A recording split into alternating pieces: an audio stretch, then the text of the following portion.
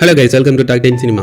Actor Suriya அவர்கள் அடுத்ததான் நடிக்கக்கூடிய படம் வாடிவாசல் அப்படின்னு எல்லாத்துக்குமே தெரியும். அந்த படத்திற்காக அந்த வீட்டில் சொந்தமாக 2 மாடு வளர்த்திட்டு இருக்காரு. எதுக்குடா மாடு வளர்க்குறாரு அப்படின்னு பார்க்கும்போது நிறைய பேருக்கு தெரிஞ்சிருக்கும், சில பேருக்கு தெரியாது. அவங்களுக்காக இந்த தகவல் நான் ஷேர் பண்றேன். வாடிவாசல் படம் வாடிவாசல் அப்படின்னு சொல்லும்போதே தெரியும், காளை மாட்டை பத்தினது. ஸோ படத்தில் ஃபுல்லாக காளை மாட்டை வச்சு தான் எடுக்க போறாங்க அப்படின்னு தெரிஞ்சிருக்கும். அதுக்காக தான் வளர்த்துறாரு அப்படின்னு சில பேர் யூகிச்சிருப்பாங்க. எஸ், அதுக்காக தான் வளர்த்துறாரு. இதுக்கு எதுக்குடா அவர் வளர்த்திக்கிட்டு வேற மாட்டை வாங்கி படத்தில் நடிக்க வச்சுட்டு போறதை விட்டுட்டு அப்படின்னு நிறைய பேர் திங்க் பண்ணுவாங்க. பட் அது சாதாரண விஷயம் கிடையாது.